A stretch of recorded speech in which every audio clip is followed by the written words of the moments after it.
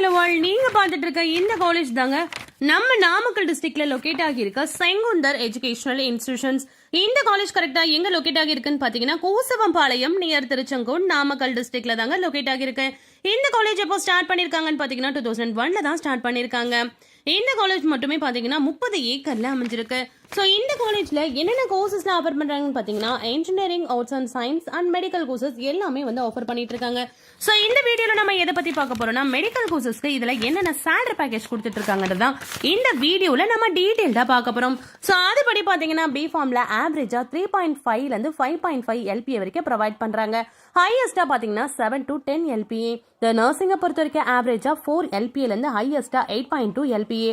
Allied health சயின்ஸை பொறுத்த வரைக்கும் சேலரி பேக்கேஜ் பார்த்தீங்கன்னா ஆவரேஜா 4 எல்பிஏல இருந்து ஹையஸ்டா 8 எல்பிஏ வரைக்கும் ப்ரொவைட் பண்ணிட்டு இருக்காங்க.